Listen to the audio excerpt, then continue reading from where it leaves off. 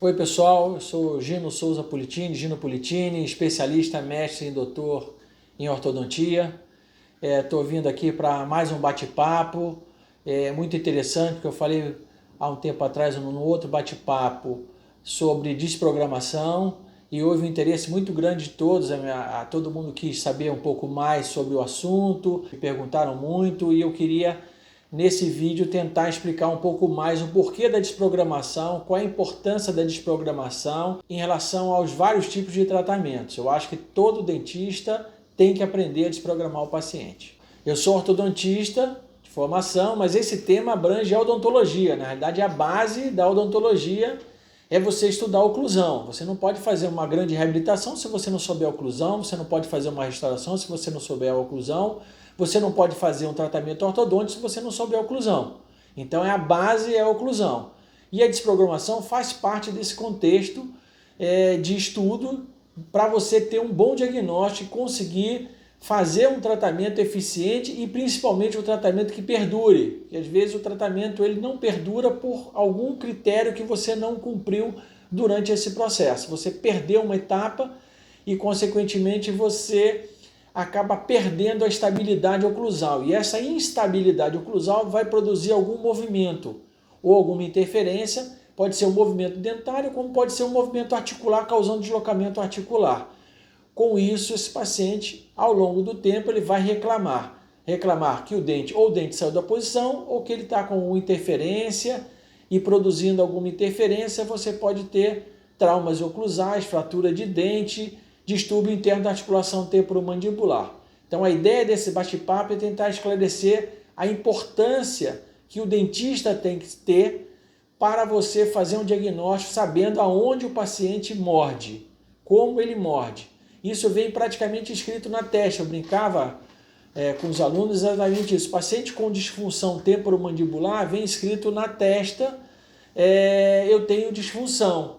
E infelizmente o dentista ele é treinado, um grande treinamento a ser contador. Eu brincava, contador de cárie. Então abre a boca, conta o número de cáries e você tem que fazer 10 tratamentos. E esquece o resto, o sistema estomatognático. Esquece que o paciente não usa só o dente, ele usa a musculatura peribucal, ele usa a musculatura oral, ele usa língua, usa lábio, usa articulação. Então você precisa ter um contexto de equilíbrio nessa situação, não só dos dentes. Então não adianta só ficar olhando o dente, você tem que olhar o contexto. Por que aquele dente fraturou? Por que aquele dente está desgastado? Por que aquele canino não tem mais ponta? Por que o paciente tem dor ao mastigar? Por que ele acorda com dor? O paciente acorda com dor, reclamando de dor no café da manhã. Vai mastigar no café da manhã, acorda com dor. Por que isso? Existem informações dentro do nosso contexto que vão nos elucidar essas dúvidas, que a gente chama de disfunção, fora da função normal. Então é uma disfunção que pode ser muscular, ela pode ser articular. E mais importante disso tudo, com pequenos procedimentos, simples procedimentos, a gente consegue ter um diagnóstico mais preciso. E, consequentemente, você vai reduzir e muito a sua margem de insucesso, que traumatiza muito o dentista. Poxa, eu não consigo tratar esse paciente, eu não sei o que fazer, o paciente está com dor, eu não sei o que eu vou fazer com esse paciente com dor, ele está se queixando de dor. Aí você fica pensando, o que eu faço para resolver o problema da dor? Então a dor é um sinal que nós temos no nosso corpo, como a febre, que alguma coisa está errada. Então, via de regra, o paciente com disfunção, ele tem um problema de dor muscular. A musculatura dele, alguns músculos vão trabalhar em detrimento de outros músculos. E aí, consequentemente, esse paciente vai ter uma tensão maior naquele grupamento muscular e um cansaço maior naquele grupamento muscular. Com isso, ele vai estressar mais a musculatura e ela vai dar um sinal que está estressada com dor. Então, uma dor muscular. O que a gente precisa descobrir é exatamente isso, se essa dor muscular é por uma parafunção, por um apertamento, por um bruxismo que a gente fala, ou por um deslocamento entre relação cêntrica e massa intercuspiração. Ou seja, o paciente fecha a boca, tem um ponto que toca primeiro e para ele ter contato em mais dentes ele tem que deslizar durante o movimento mastigatório para você ter contato e eficiência mastigatória, mais dentes e eficiência mastigatória. Esse deslocamento, que a gente chama, alguns chamam de cêntrica longa, o deslocamento de RC para MH, vai produzir um estresse muscular, um trabalho muscular extra, e com isso você vai ter um cansaço muscular, produzindo dor muscular. Então, pacientes com disfunção, a gente tem que tomar cuidado em determinados detalhes, para você realmente ficar ciente se ele está assim, ou seja, se a oclusão dele é aquela que ele está mostrando em MH ou próxima disso, se ele está, se ele é ou se ele está. Então a gente tem que saber como ele é e não como ele está. Então alguns sinais a gente tem como identificar isso. Quais são esses sinais claros? Desgastes de faceta, né? Facetas de desgastes pronunciados. Aqueles dentes que estão bem desgastados, canino sem ponta, desgastes às vezes irregulares nos incisivos. Isso é um cuidado. Dor é um outro cuidado. Então, dor, a mastigação, dor espontânea ou uma dor provocada na palpação. É um outro cuidado que a gente tem também. Limite de abertura ou limite de movimento. Aquele paciente que abre a boca, abre inclinada para o lado direito, para o lado esquerdo, ou tem uma limitação de abertura. Ou quando abre a boca, ele quase subluxa, né? Ele passa da eminência articular, o côndilo, e aí faz aquele S. E pacientes também que já fizeram algum tipo de tratamento ortodôntico ou tratamento ortopédico funcional. Por quê? Porque esses pacientes, às vezes, é um tratamento compensatório que se usou muito elástico na mecânica, e aí você fez muita força com elástico, e o que acontece é que há uma modificação da postura, mas não há crescimento.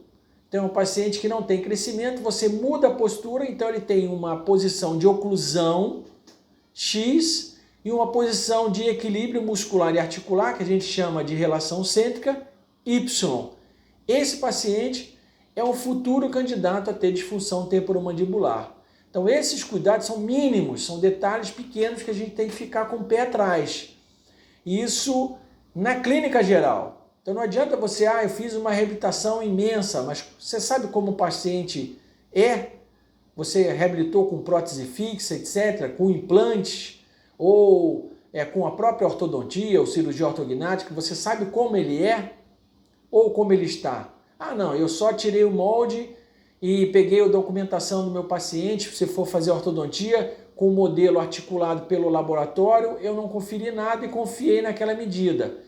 Eu confiei na medida cefalométrica, que está com o paciente MH, na medida do modelo, que está com o paciente MH, tirado por um laboratório, e eu confio naquilo. A grande probabilidade de você estar errado é imensa. Então, nesses casos, a gente tem que tomar um cuidado. Por isso que existem grandes recidivas de tratamentos ortodônticos, tratamentos cirúrgicos e tratamentos protéticos também. Porque não há esse cuidado, um simples cuidado do profissional em manipular o paciente. Eu não consigo manipular o paciente não deixa, a musculatura está travada. Está travada? Mais um cuidado. Se ele está com espasmo, com contratura muscular, então esse paciente, você não consegue levar em equilíbrio. A posição de relação cêntrica é uma posição de equilíbrio muscular. Você não precisa forçar nada, você precisa apenas conduzir o movimento. Então não se força a mandíbula para levar em RC, você só conduz o movimento. Se estiver forçando, você tem que produzir miorrelaxamento. E o miorrelaxamento a gente usa vários dispositivos, dentre eles, o que eu mais gosto, o que mais uso, é o que a gente chama de dispositivo interoclusal estabilizador, vulgarmente chamado de placa interoclusal, ou placa de bruxismo, ou placa, tá? Que produz esse relaxamento, esse equilíbrio. Também não adianta você só usar a placa sem você ajustar, porque a mandíbula ela muda de posição, porque você começa a criar equilíbrio muscular, e a própria placa vai virar agente interferente. Então você tem que fazer ajustes periódicos nessa placa. É importante isso. Então, essa importância que a gente tem que dar para a manipulação do paciente ou para a desprogramação do paciente serve para todas as áreas e na realidade é prioridade em qualquer área da odontologia, seja ela ortodontia, prótese, a reabilitação de um modo geral, a parte de estética, etc. Tem gente que faz tratamentos estéticos, colocam facetas, os pacientes têm interferência, fraturam as facetas, removem as facetas, justamente porque não tem um equilíbrio oclusal satisfatório. Então nós precisamos nos ater a ter esse cuidado de observar como o paciente ele tem que equilibrar a musculatura, como ele tem que estar equilibrado e ocluindo com aquele equilíbrio muscular e articular. E existe não sei se é uma falha ou uma programação um pouco diferente, que as universidades elas dão pouco interesse, não sei se por maturidade, você entra na universidade, ele quer te preparar para fazer uma boa restauração, trabalhar muito bem com estética e te dá um ensino dessa parte oclusal, um ensino bem superficial. A grande maioria das universidades, no curso de graduação, ela não dá tanta importância à parte de oclusão, a parte que deveria ser a base. Você não pode fazer uma restauração, você não pode fazer uma prótese, você não pode fazer uma grande reabilitação, ortodontia, cirurgia ortognática, sem saber oclusão. É a base de tudo. E, infelizmente, os cursos de graduação eles deixam muito a desejar. Você sai, às vezes, da faculdade sabendo fazer uma boa resina, sabendo fazer uma boa prótese, sabendo fazer uma exodontia brilhante, mas tem uma dificuldade imensa em fazer um diagnóstico oclusal. Saber se o paciente tem uma disfunção, se ele tem um trauma oclusal, se ele tem uma disfunção temporomandibular e, principalmente, como é que eu trato? A dúvida cruel, como eu trato? O que eu faço? Eu faço o quê? Reabilito? Não, não vai reabilitar que vai dar errado. Então, muitas vezes a gente recebe pacientes assim, o paciente já fez um tratamento e você vai refazer sem esse cuidado e vai seguindo o mesmo caminho do outro profissional. Resultado, se não deu certo com o outro profissional, é bem provável de não dar certo com você. Então, repensa o porquê. Verifica realmente se a parte oclusal comprometeu esse trabalho, ou ortodôntico, ou estético, e aí sim caminha numa outra direção. Essa é a certeza. Se não deu certo com o profissional, a única certeza que você tem que seguir e ter é que naquela direção que o profissional tomou, você não pode seguir, porque ali, se não deu certo, você seguir não vai dar errado. Então siga numa outra direção. Procure um outro caminho mais seguro. E o caminho mais seguro é você identificar exatamente o equilíbrio. Você tem que equilibrar a musculatura oral, tem que equilibrar a posição articular. Então tem que equilibrar a posição articular e equilibrar a posição muscular. E partir daí, depois do equilíbrio, você começa a fazer o seu planejamento todo oclusal, de ortodontia, de prótese, de reabilitação. Isso é a base, a gente precisa ter essa base. Então todo profissional de odontologia tem, sem falar nos problemas de trauma oclusal, de problemas periodontais por trauma excessivo e por aí vai. Então a base é a oclusão, é a base de tudo. E que as faculdades às vezes esquecem ou deixam lá para o final. Então você já aprendeu a fazer resina, já aprendeu a fazer prótese, e logo depois do curso, lá na frente, você aprende oclusão. Não, na realidade tinha que ser no início.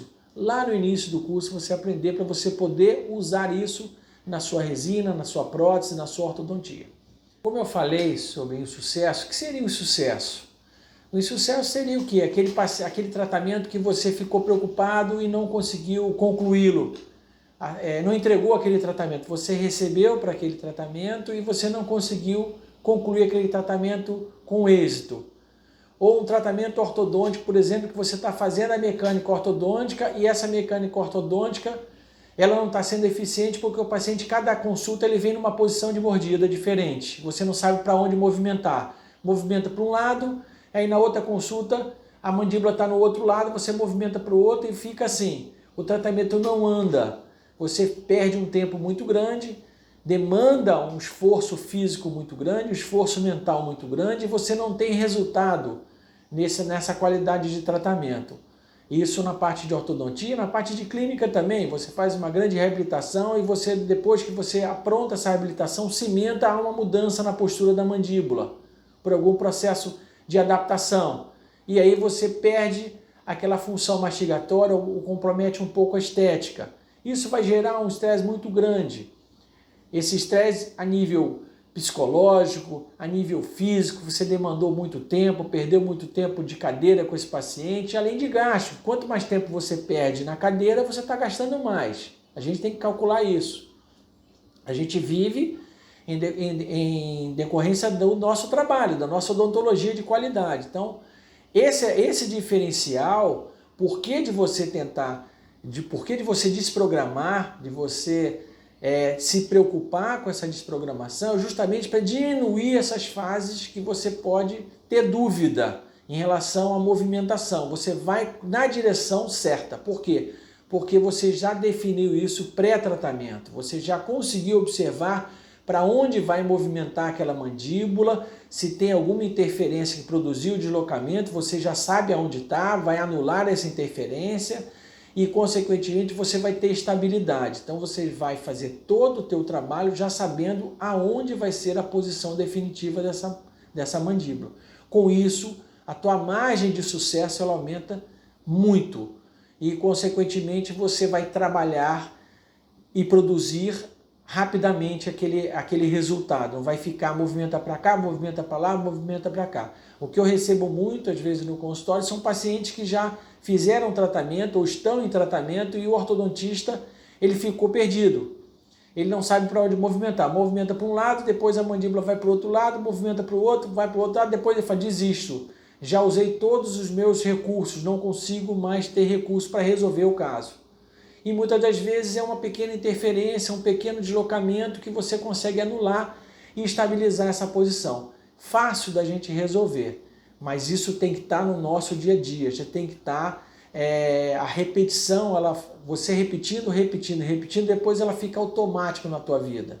Né? O paciente senta na cadeira, você já fica preocupado, manipula o paciente, depois a tua rotina de tratamento vai ser sempre essa, a repetição, você vai repetindo e ela se torna um processo já automático na nossa vida profissional. Colega, preste atenção no que eu vou te dizer, preste atenção nesse tópico muito importante. Você tem que levar em consideração que alguns procedimentos, se você incorrer em erro, são situações que não tem como voltar mais, são situações irreversíveis. Ela acontece tanto na clínica, na reabilitação e na ortodontia.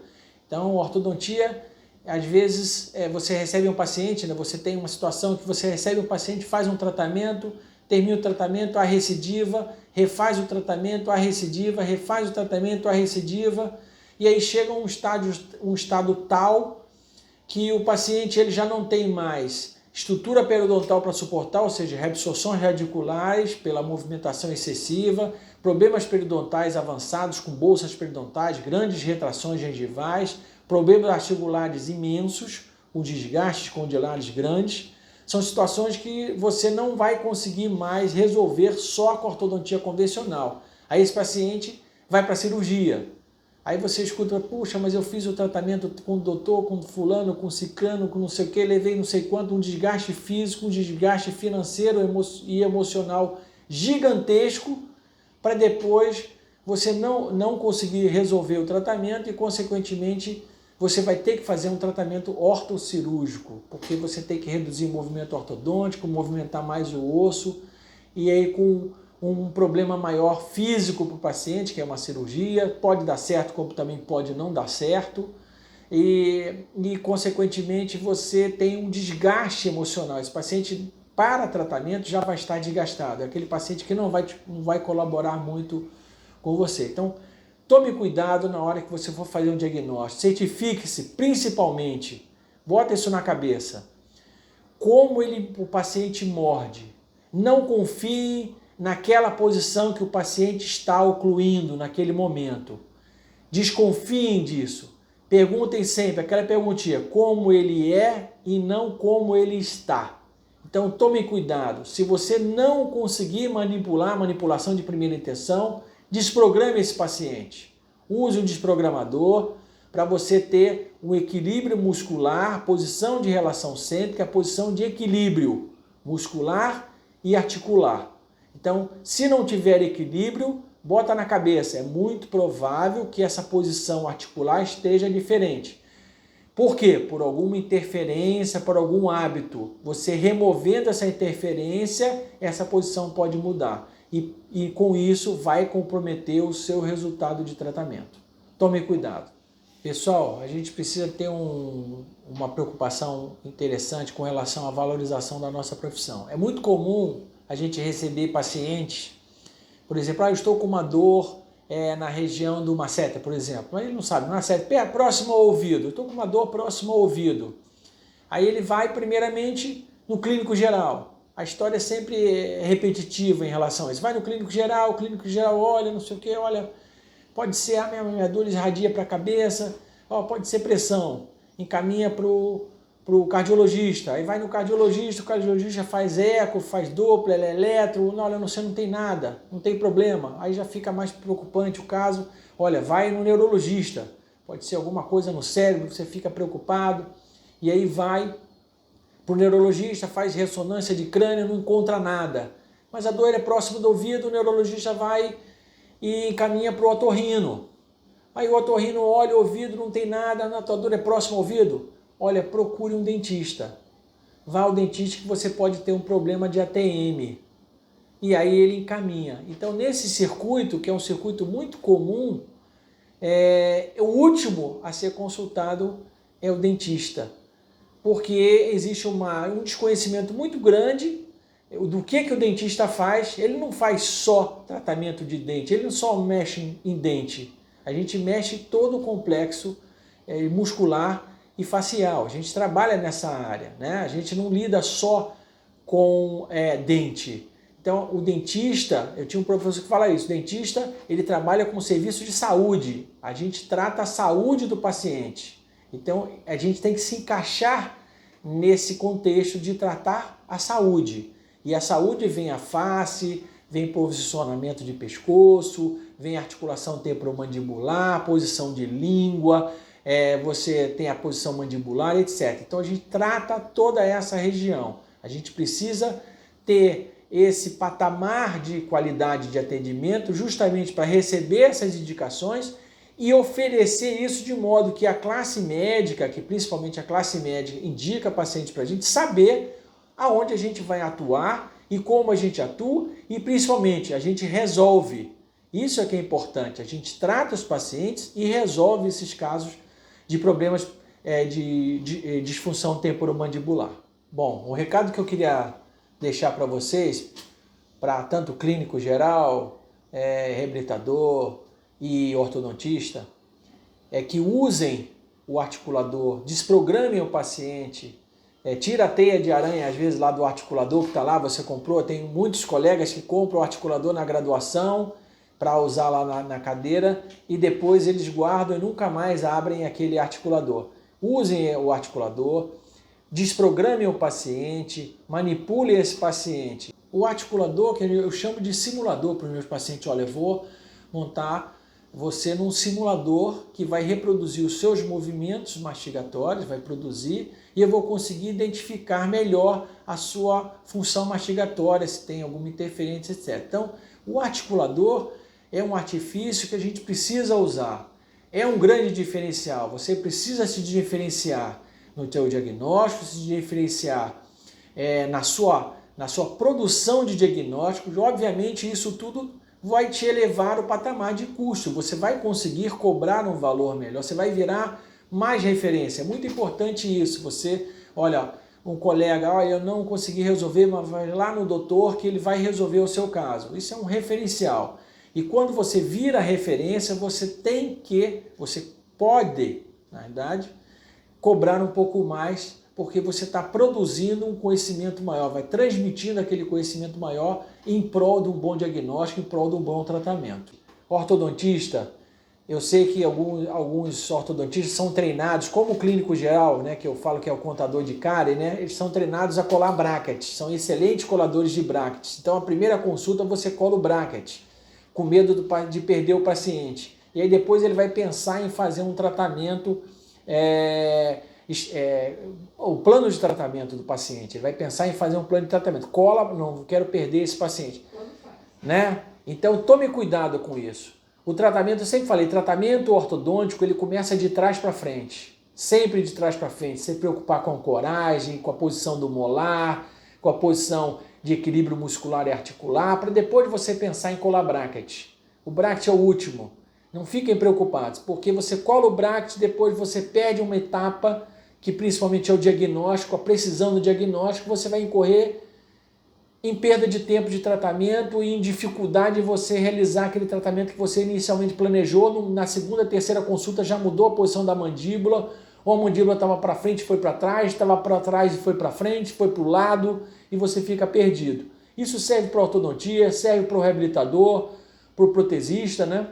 E serve também para o clínico geral que faz também restaurações. Então tomem cuidado, usem a desprogramação, usem um bom senso, coloca na cabeça isso. Eu tenho que verificar como o paciente oclui. É isso que a gente tem que colocar sempre na hora que o paciente chegou no consultório, não se preocupe com outra coisa. Manipulem esse paciente.